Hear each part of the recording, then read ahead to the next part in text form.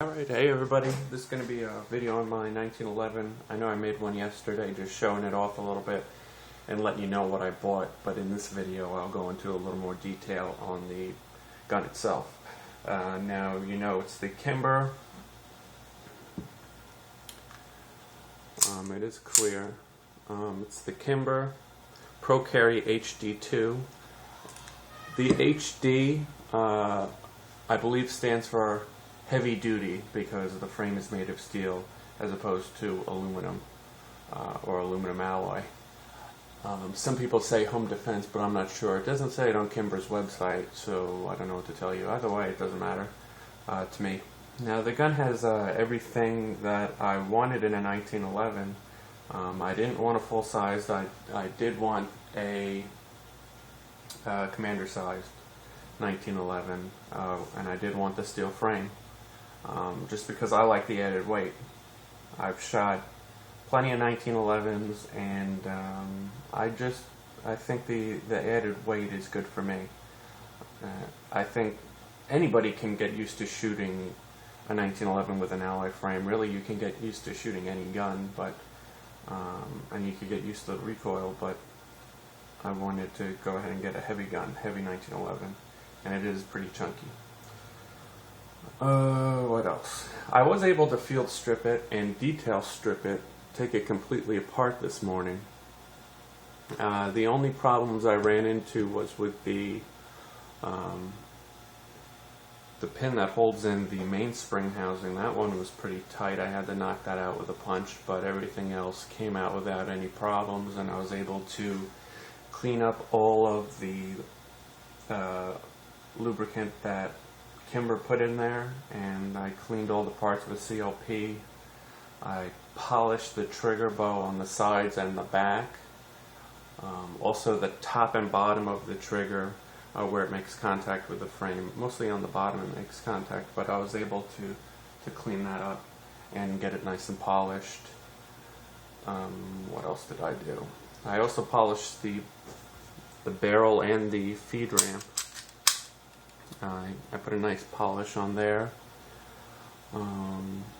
I took the barrel out and I polished that. Like I said, I had a little layer of rust on there. I googled it, and it seemed like other people were having similar problems because the barrel is not made of stainless steel. It's actually made out of a high carbon steel, and it's, I guess, prone to rusting.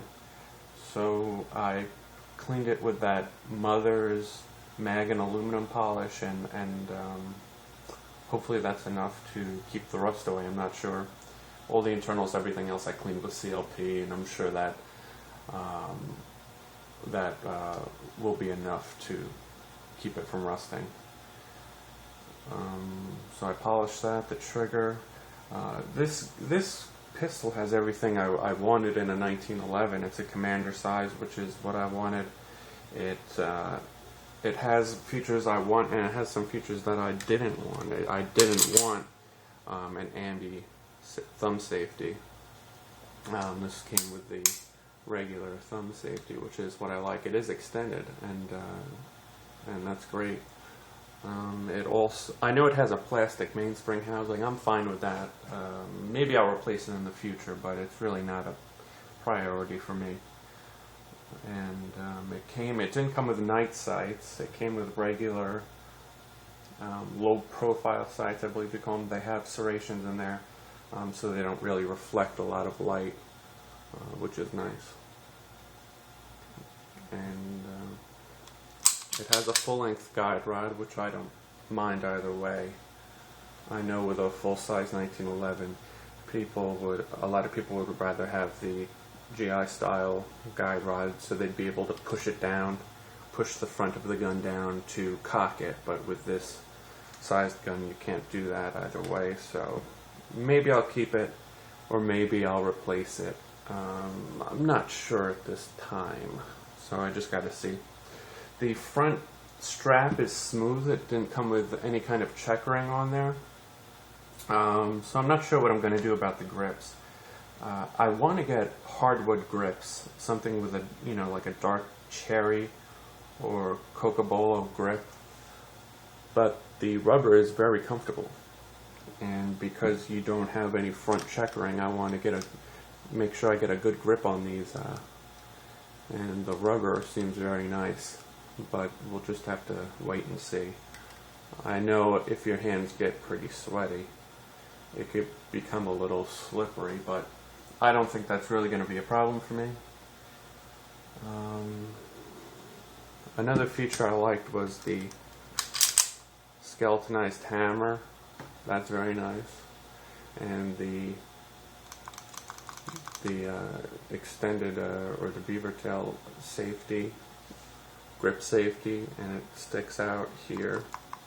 Pretty nice. It's easy to get a good grip on it, and it doesn't have to travel far for it to engage.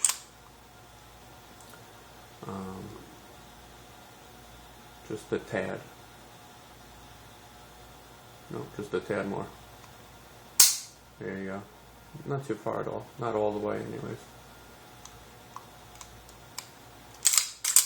Alright.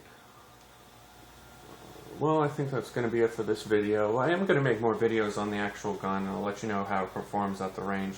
I don't think there'll be any problems, but you never know. And as far as the rails go, I think I am going to put some kind of grease on there. I'm not sure. I didn't polish them at all. I think over time they'll, just from the slide rubbing up on the rails would make it a little smoother, but I may polish them a little bit. I'm not sure. I'll just have to see about that. If you have any questions, let me know. It's a great pistol, and I'm more familiar with how the internals work now. I saw a lot of videos on YouTube, and it's kind of different when you actually have the gun and you know how the internal parts interact with each other. It's pretty simple. It's more simple than I thought it was going to be. And so that's great.